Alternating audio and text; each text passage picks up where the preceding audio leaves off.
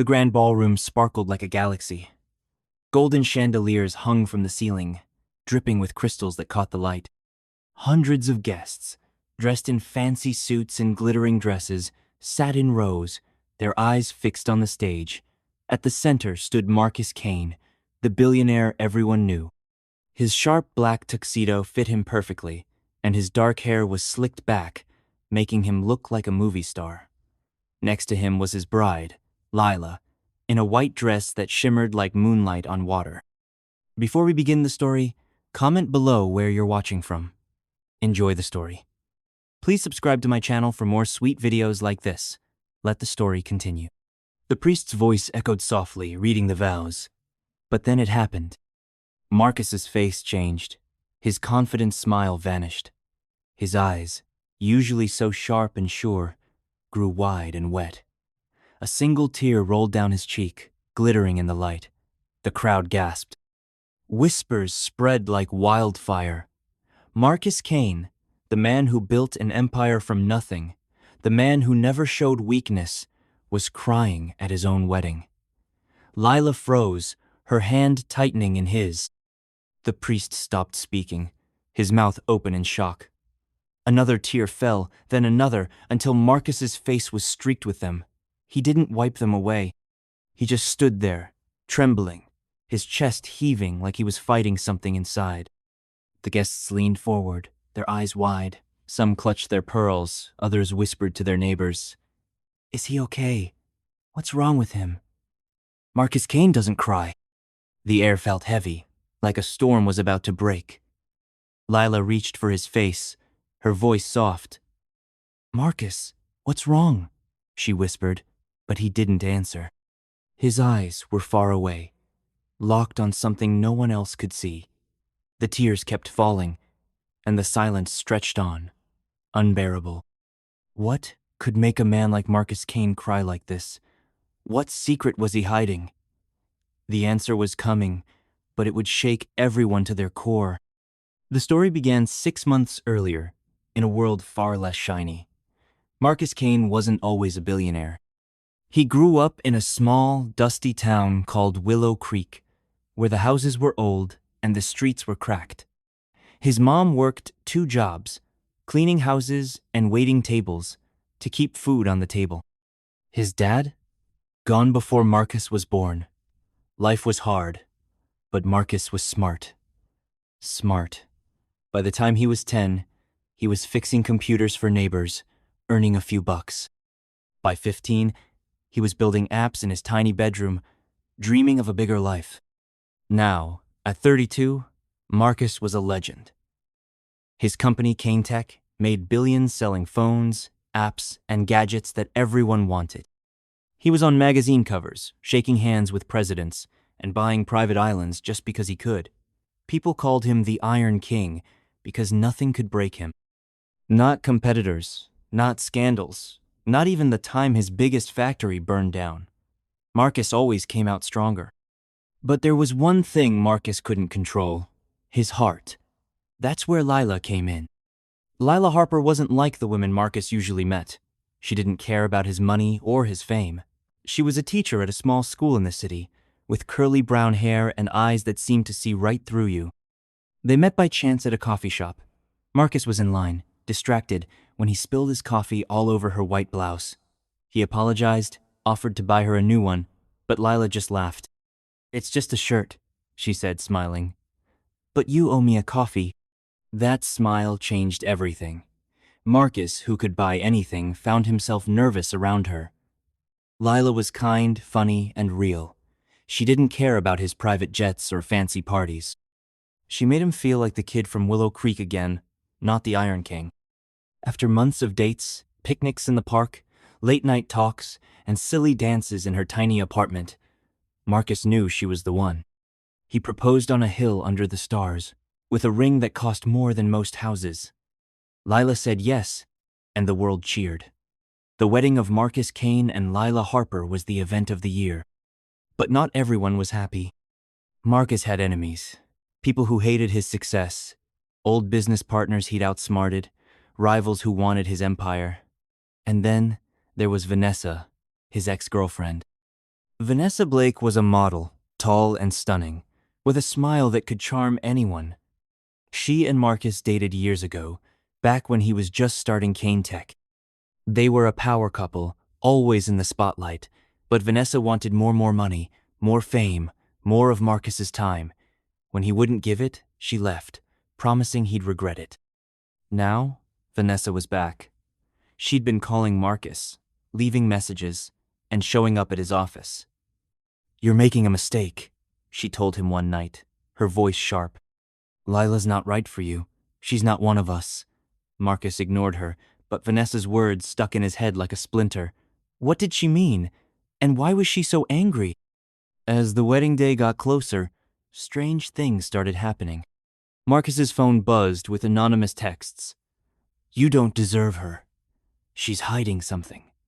He brushed them off as pranks, but they kept coming. Then, one night, he found an envelope slipped under his office door. Inside was a blurry photo of Lila talking to a man Marcus didn't know. They were in a park, and Lila looked upset. The note attached said, "Ask her about him." Marcus didn't want to believe it. Lila was honest, wasn't she? But doubt crept in. He started watching her more closely. Was she acting strange? Why did she get quiet sometimes, staring out the window? Why did she lock her phone so quickly when he walked into the room? Marcus told himself he was being silly, but the questions grew louder. The wedding planning kept him busy, but the stress was building. Lila wanted a simple wedding, but Marcus insisted on something huge. "It's for us," he said, but deep down he wanted to prove something. To the world, to his enemies, maybe even to himself. The guest list grew to hundreds of celebrities, politicians, and business tycoons. The venue was a massive estate, with fountains, gardens, and a ballroom that looked like a palace. Everything had to be perfect. But perfection comes at a cost. 1 week before the wedding, Marcus got a call from an unknown number. A man's voice, low and rough, said, "You think you know her, but you don't. Check her emails." The line went dead. Marcus's heart raced. He didn't want to snoop, but the photo, the texts, and now this call, it was too much. That night, while Lila slept, he grabbed her laptop. His hands shook as he typed her password. He'd seen her enter it once. Her email was open, and there it was, a message from someone named Jay. "I need to see you," the email said. "Before it's too late. Please, Lila." The date was 2 days ago. Marcus's stomach twisted. Who was Jay? Why was Lila meeting someone in secret? He scrolled through more emails, his heart sinking. There were others from Jay, all short and vague, but they sounded close, too close. Marcus didn't confront her. He couldn't. Not yet. Instead, he hired a private investigator, a man named Carl, who worked fast and asked no questions. "Find out who Jay is," Marcus said, handing him a stack of cash. Carl nodded and disappeared into the night. The days before the wedding were a blur. Marcus smiled for the cameras, shook hands with guests, and told everyone how happy he was. But inside, he was breaking. Was Lila lying to him? Was Vanessa right? The investigator hadn't found anything yet, but the wedding was tomorrow. Marcus couldn't sleep. He kept seeing that photo, hearing that voice on the phone. "You think you know her?" The morning of the wedding, Marcus stood in front of the mirror, adjusting his tie. His reflection looked tired, haunted. He loved Lila, but the doubts were eating him alive. He made a decision. He'd ask her. Right before the ceremony, he'd pull her aside and ask about Jay. If she were honest, they'd move forward. If not, he didn't know what he'd do. The ceremony began perfectly. The music swelled, the guests smiled, and Lila walked down the aisle, glowing. Marcus's heart ached at how beautiful she was. For a moment, he forgot everything, the texts, the photo, the emails. He took her hand, and they stood together, ready to say their vows. But then, just before the priest spoke, Marcus saw something. In the back of the room, half hidden by a curtain, was a man. He was tall, with dark hair, and a face Marcus didn't know. But Lila's hand tightened in his, and her eyes flickered toward the man. Just for a second, but Marcus saw it. His chest felt like it was caving in. Was that Jay? Was he here? Now? At their wedding? Marcus's mind raced. The priest's words faded into a hum. He wanted to stop everything, to demand answers, but the eyes of the world were on him. He was Marcus Kane, the Iron King. He couldn't break. Not here. Not now. And then it happened. The tears came. They burned his eyes, spilled over, and wouldn't stop. The crowd gasped. Lila's face blurred in front of him. The man in the back stepped forward, his eyes locked on Lila. Marcus's heart pounded so hard he thought it would burst. Who was that man? And what secret was about to ruin everything? The ballroom felt like it was holding its breath. Marcus Kane's tears glistened on his cheeks, each one a tiny betrayal of the man everyone thought he was. The guests stared, their whispers growing louder, like bees buzzing in a hive. Lila's hand trembled in his, her eyes wide with confusion and something else fear, guilt. Marcus couldn't tell. His gaze darted to the man in the back of the room, the stranger who'd stepped out from behind the curtain. The man's face was sharp, his dark eyes fixed on Lila. Marcus's heart thumped so hard it drowned out the priest's nervous cough. Who is he? Marcus wanted to scream, but his voice was trapped in his throat. The man took another step forward, his black suit blending into the shadows. Lila's breath hitched, and Marcus felt it the tiniest squeeze of her fingers, like she was bracing for something. The priest cleared his throat, trying to restart the vows, but no one was listening. Every eye was on Marcus, on his tears, and on the stranger who seemed to hold a secret that could shatter this perfect day. Then, the man turned and slipped out of the room, disappearing through a side door. The crowd didn't notice, but Marcus did. His tears stopped, replaced by a burning need to know. Who was that man, and why was Lila so shaken? The ceremony couldn't go on not like this. Marcus leaned toward Lila, his voice low and rough. We need to talk. Now. Lila's eyes widened, but before she could answer, a loud crash echoed from the back of the ballroom. Gasps filled the air as heads turned. A waiter had dropped a tray of champagne glasses, the crystal shattering across the marble floor. The moment broke, and the priest seized his chance. Let us continue, he said, his voice too cheerful. Marcus wanted to stop everything, to chase the stranger, to demand answers, but the world was watching. He was Marcus Kane. He had to keep going.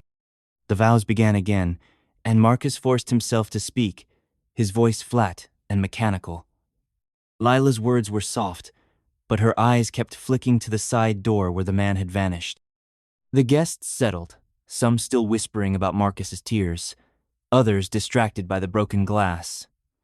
The ceremony ended with a kiss, but it felt wrong, stiff, like two strangers pretending. The crowd clapped, but the applause was hesitant, unsure. As the guests moved to the reception, Marcus grabbed Lila's arm, pulling her into a small room off the ballroom. The door clicked shut, muffling the music and chatter. Lila's face was pale, her veil trembling in her hands. Marcus, what's wrong? She asked, her voice small. Why were you crying? He stared at her, his chest tight. Who was that man, Lila? The one in the back. I saw you look at him. Her eyes widened, and for a split second, Marcus saw something guilt, maybe, or panic. But then she shook her head. What man? I don't know what you're talking about. Don't lie to me. Marcus's voice was louder than he meant, and Lila flinched. He took a breath, trying to calm himself. I saw him. You did too. And those emails, Lila, from someone named Jay. Who is he? Lila's face crumpled, and for a moment, Marcus thought she'd cry. But she didn't.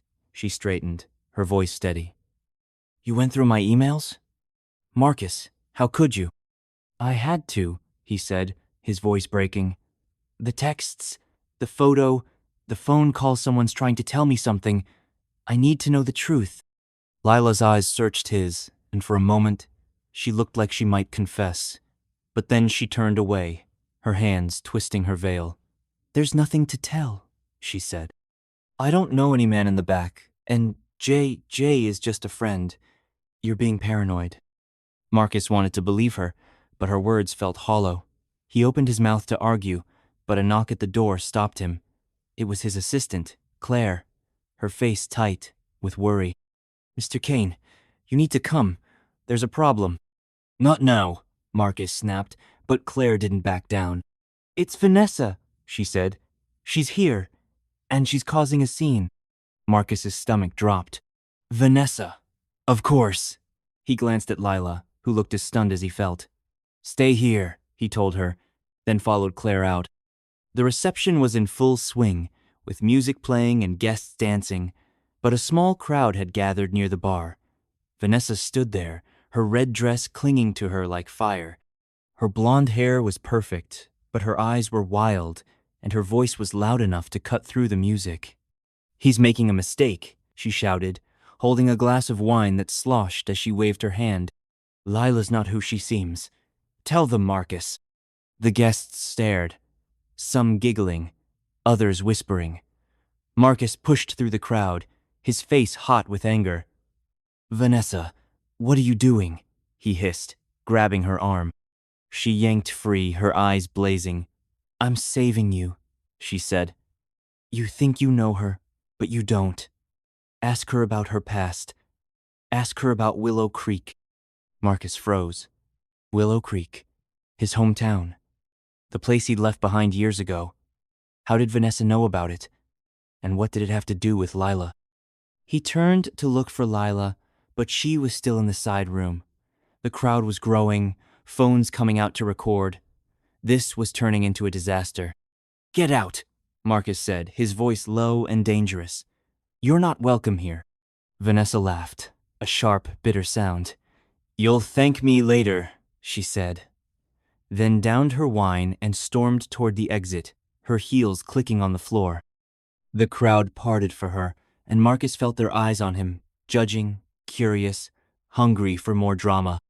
Claire appeared at his side, her voice urgent. There's something else, she whispered. Your investigator, Carl. He's here. He says he found something about Lila. Marcus's heart sank.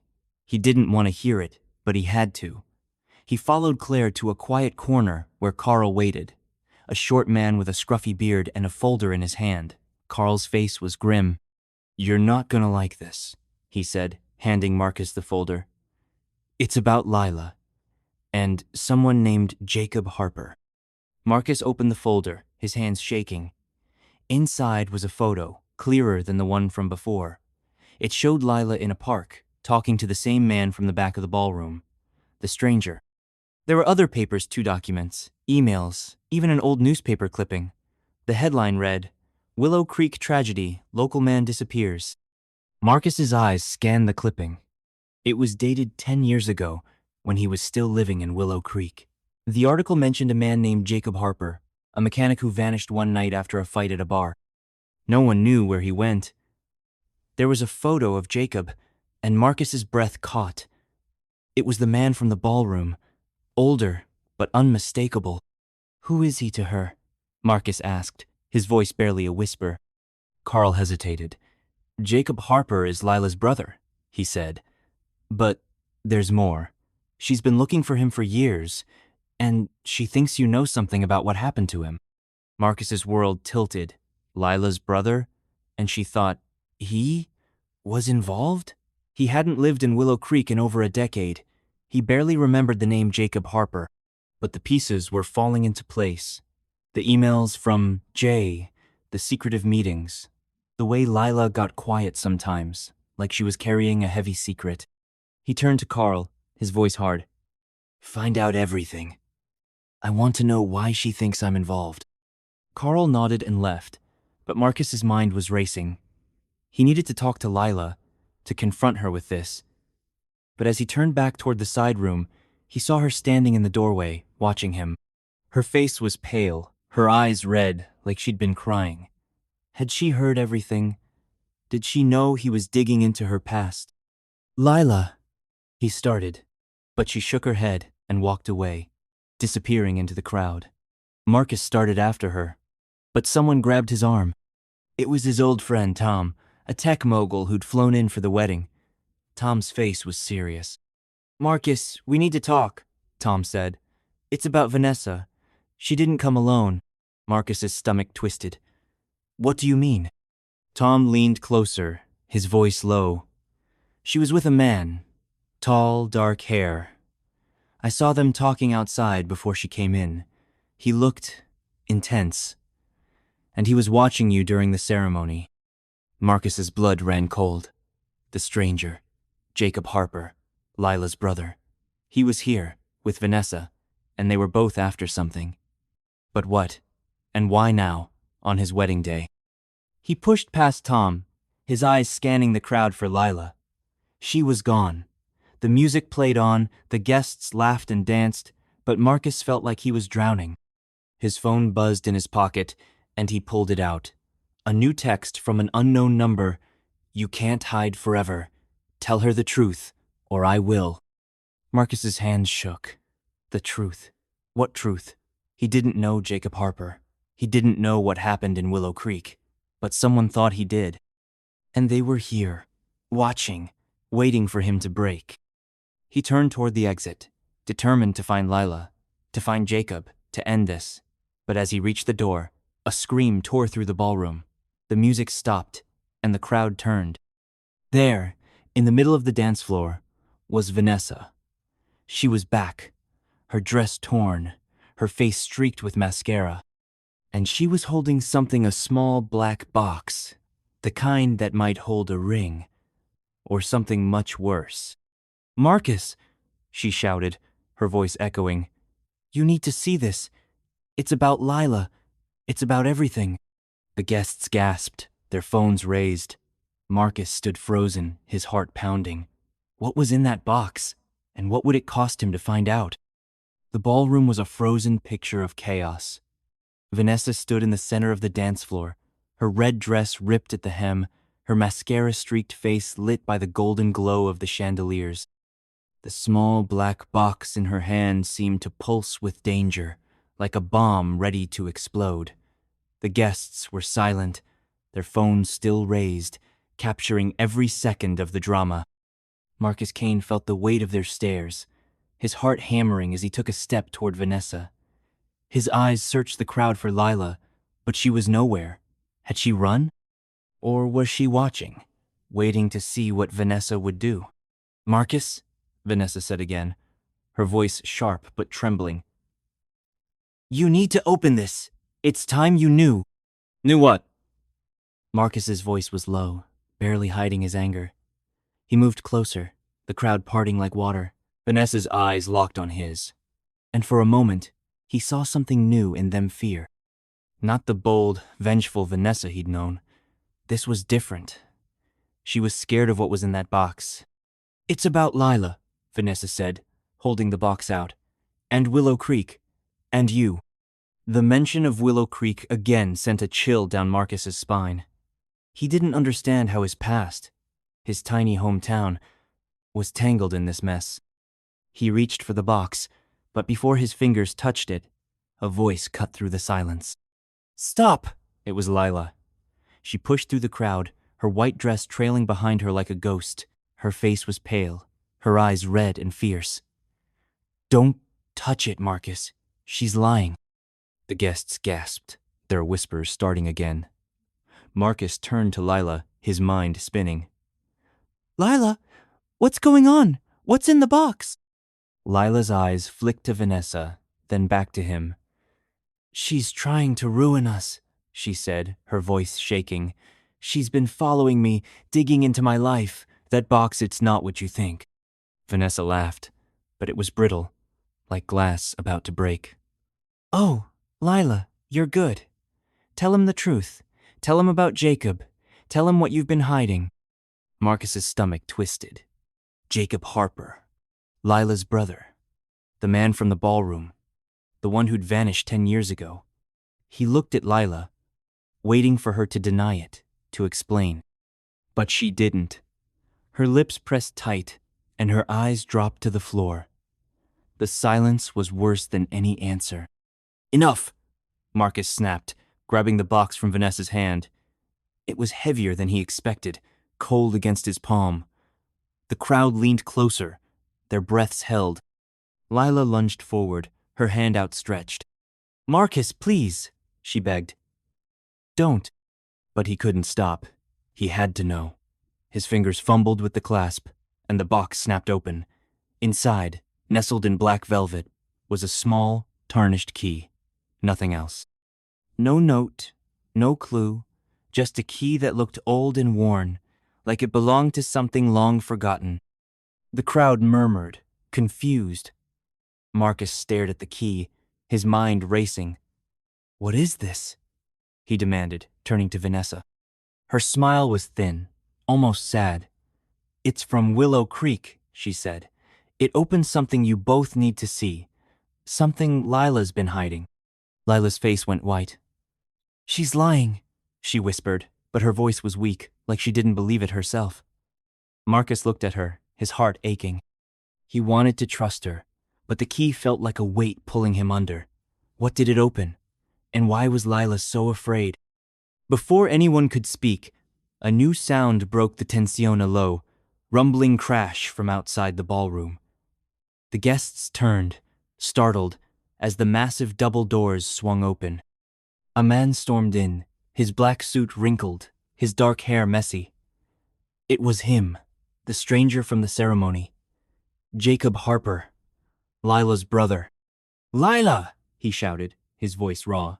Tell him now, or I will!" The crowd erupted in gasps and whispers. Marcus's hand tightened around the key, his eyes darting between Jacob and Lila.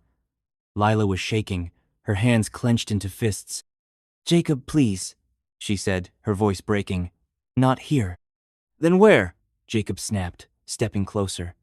His eyes were wild, like a man who'd been running for years and finally stopped. "You've had 10 years, Lila. 10 years to tell the truth. He deserves to know." Marcus's head pounded. "Know what?" he roared, his voice echoing. "Someone tell me what's going on."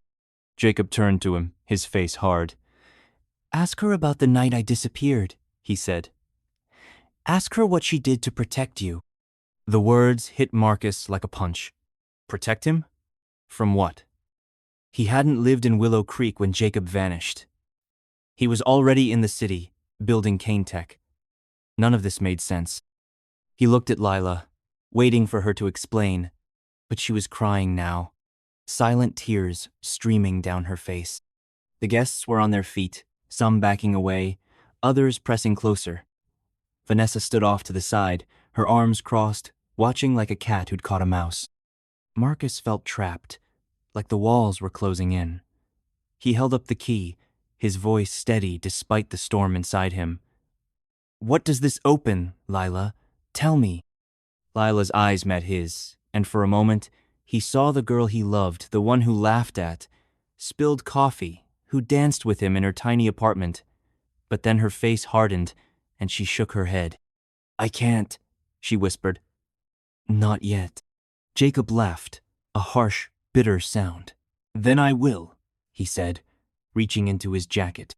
The crowd gasped, thinking he might pull a weapon, but it was just a piece of paper, folded and yellowed with age.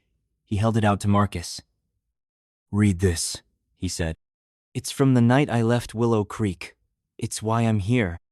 Marcus took the paper, his hands shaking. He unfolded it, his eyes scanning the handwritten words. It was a letter, dated 10 years ago, addressed to Lila. The handwriting was messy, like it was written in a hurry. The first line made his blood run cold. "Lila, I'm sorry. I had to leave. If I stay, they'll come for Marcus." Marcus's knees buckled. He read the rest, his mind struggling to keep up. The letter mentioned a fight at a bar, a debt Jacob owed to dangerous peoplemen who didn't like that Marcus, the kid from Willow Creek, was getting too big, too fast.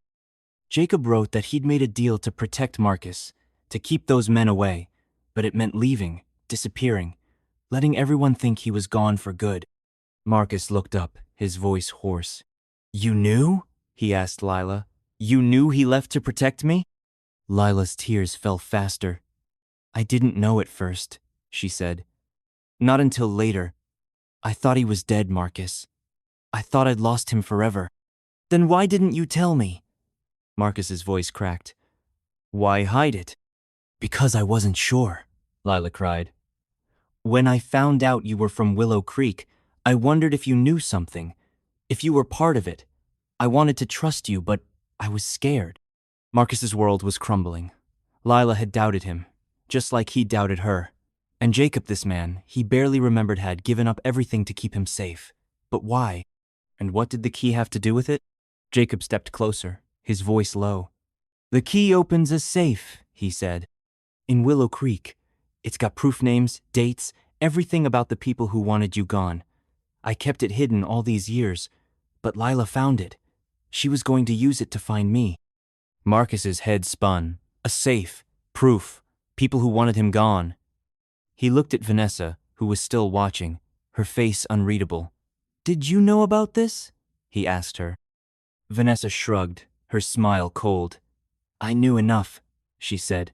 I knew Lila was hiding something, and I knew you deserved better. The crowd was buzzing now, the tension thick. Marcus felt like he was standing on the edge of a cliff. He needed answers, but every new piece of the puzzle made things worse.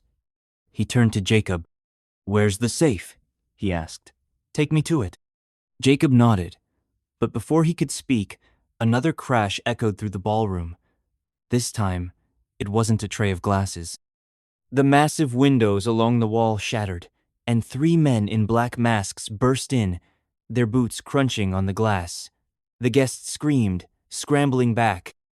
The men didn't speak, but their eyes were locked on Marcus. One of them raised a hand, pointing directly at him. Kane, he said, his voice muffled by the mask. You're coming with us. The room exploded into chaos. Guests ran, tables tipped over, and the music screeched to a stop. Lila grabbed Marcus's arm, her eyes wide with terror. Jacob lunged forward, putting himself between Marcus and the men. Vanessa screamed, but it sounded fake, like she was acting. Marcus's hand closed around the key, the only thing that felt real. Who were these men? What did they want? And how far would they go to get it? The ballroom was a whirlwind of panic. Shattered glass sparkled on the marble floor, reflecting the flickering chandeliers. Guests screamed, shoving past each other to reach the exits, their fancy clothes tearing on overturned chairs. The 3 men in black masks stood like shadows, their eyes cold and focused on Marcus Kane. The leader, the one who'd spoken, stepped forward, his gloved hand still pointing. Kane, he repeated, his voice low and menacing. Don't make this harder than it needs to be. Marcus's heart pounded, the tarnished key biting into his palm. Lila clung to his arm, her breath fast and shallow. Jacob Harper, Lila's brother, stood in front of them, his fists clenched like he was ready to fight. Vanessa was somewhere in the chaos, her red dress a flash in the corner of Marcus's eye.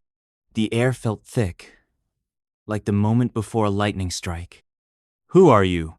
Marcus demanded, his voice steady despite the fear clawing at his chest. What do you want?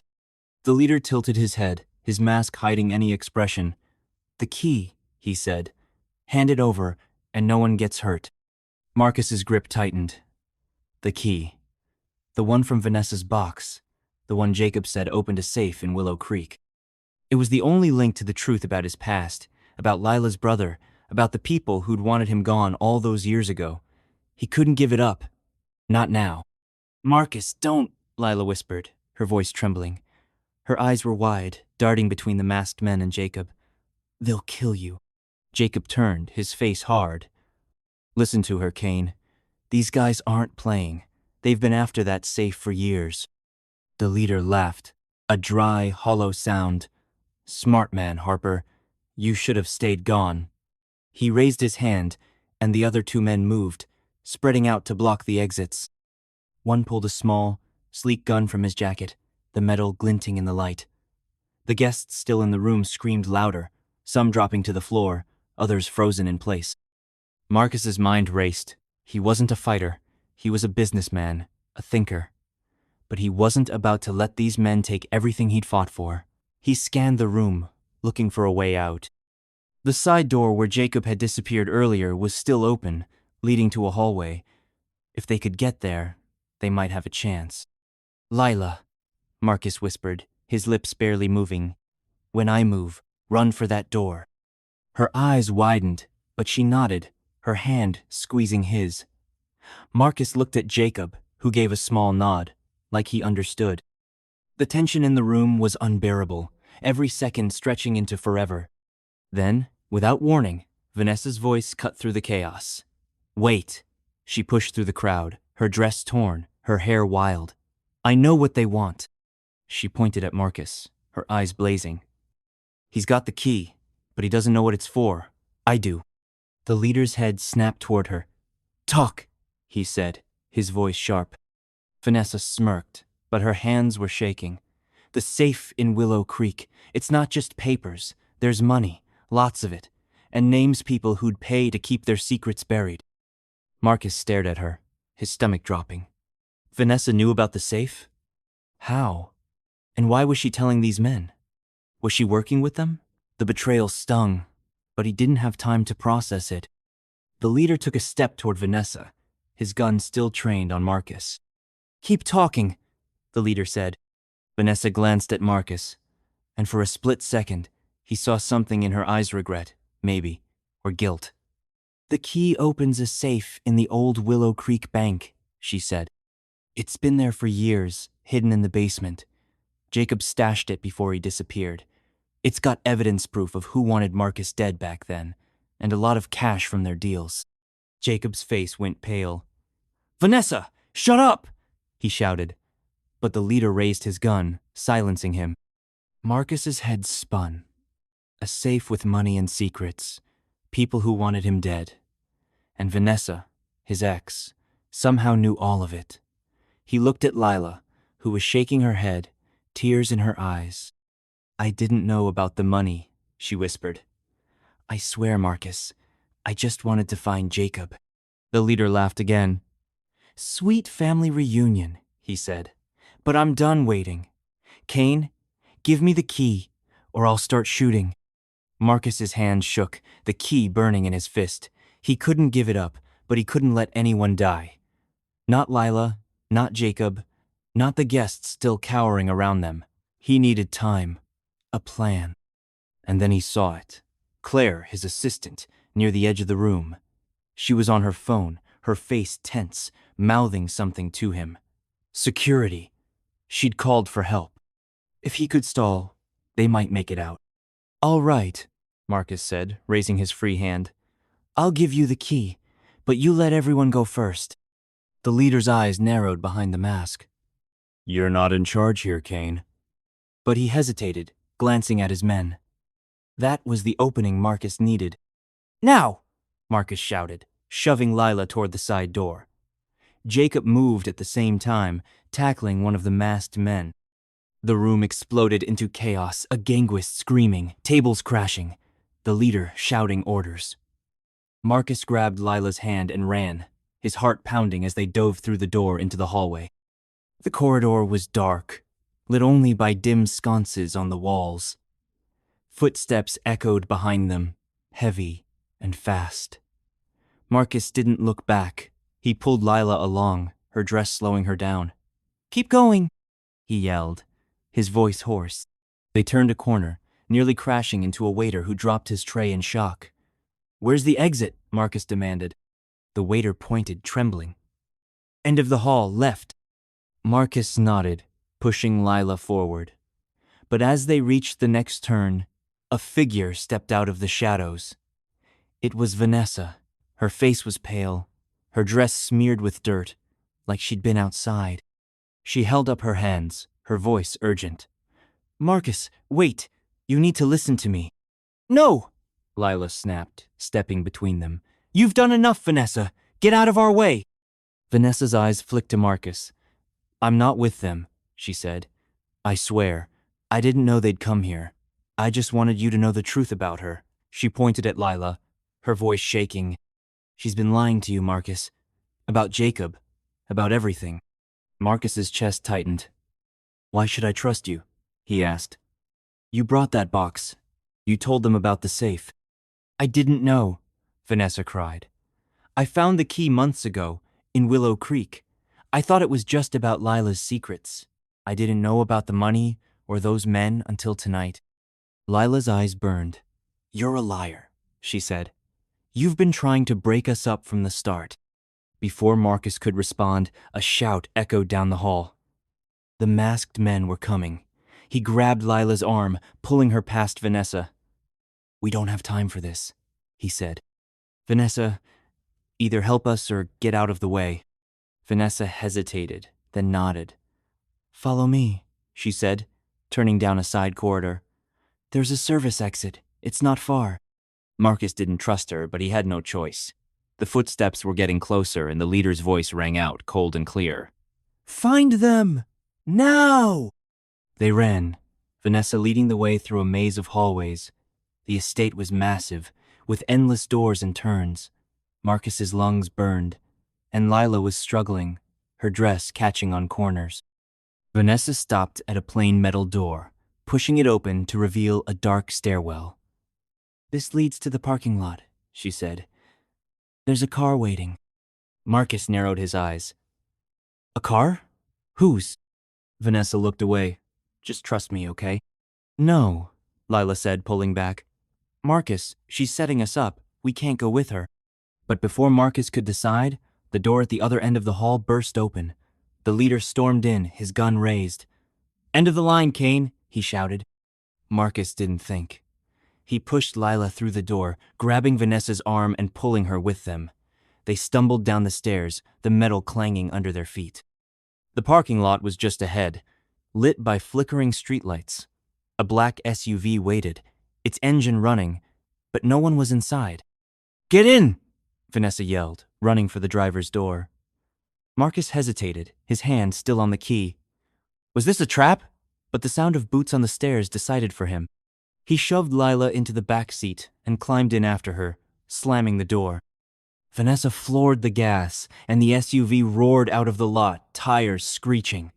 Marcus looked back, seeing the masked men burst into the open, their guns raised, but too late. The estate shrank in the distance, the golden lights fading into the night. Where are we going? Marcus demanded, his voice sharp. Vanessa's hands gripped the wheel, her knuckles white. Willow Creek, she said. The safe.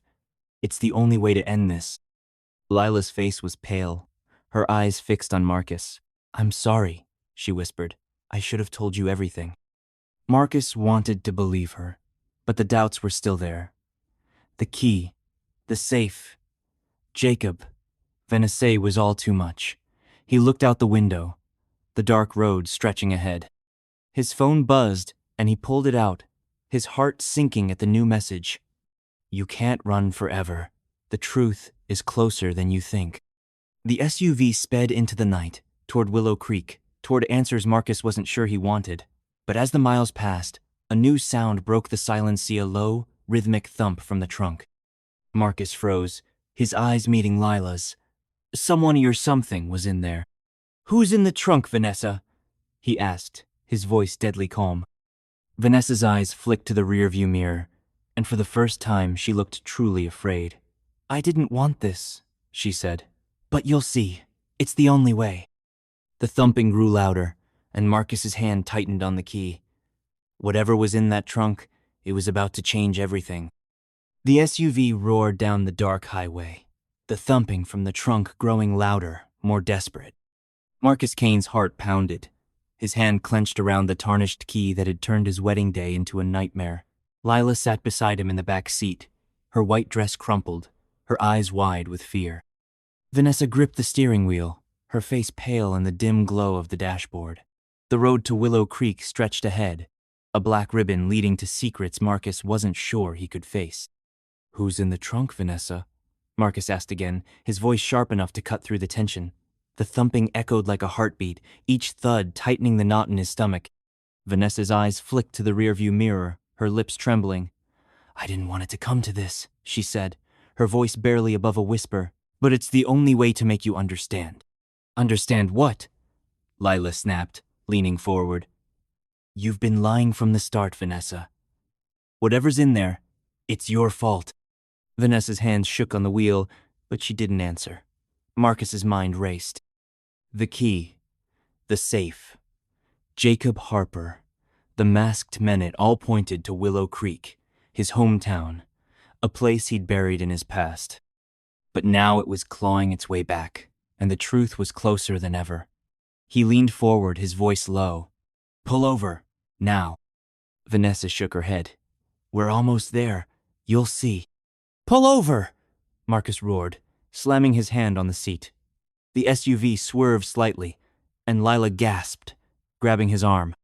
Vanessa's eyes widened, but she slowed the car, guiding it onto the gravel shoulder. The engine idled, the thumping from the trunk now deafening in the sudden quiet. Marcus didn't wait. He threw open the door and stepped into the cool night air, the key still in his hand. Lila followed, her dress catching on the doorframe. Vanessa stayed in the driver's seat, her head bowed, like she was bracing for what came next. Marcus moved to the back of the SUV, his heart thumping as hard as the sound from inside. He reached for the trunk latch, but Lila grabbed his wrist. "Marcus, wait," she said, her voice trembling. "What if it's a trap?" He looked into her eyes, seeing the fear, the love, the secrets she'd kept. "I need to know," he said. "No more lies." He pulled free and opened the trunk. Inside, bound with rope and gagged with a cloth, was Jacob Harper. His dark hair was matted with sweat, his eyes wild with anger and relief. He struggled against the ropes, muffled shouts escaping the gag. Marcus froze, his mind struggling to process it. Jacob, Lila's brother, the man who disappeared to protect him, was here, tied up like a prisoner. Lila gasped, her hands flying to her mouth. "Jacob!" She lunged forward, pulling at the gag. Marcus helped, his fingers fumbling with the ropes. Jacob coughed as the cloth came free, his voice hoarse. "Get me out of here!" Marcus cut the ropes with a pocket knife from his tuxedo, his hands shaking. Jacob stumbled out, rubbing his wrists, his eyes burning as he turned to Vanessa, who'd finally stepped out of the car. "You," he growled, taking a step toward her. "You did this." Vanessa backed away, her hands raised. "I had to," she said, her voice breaking. "They were going to kill you, Jacob. I was trying to save you." "Save me?" Jacob spat. "You sold me out. You told them about the safe." Marcus's head spun. "Enough!" he shouted, stepping between them. "Someone tell me what's going on. Why was Jacob in the trunk? And who are they?" Jacob's eyes met his, and for the first time, Marcus saw something like guilt in them. "The men in masks," Jacob said. "They're from Willow Creek.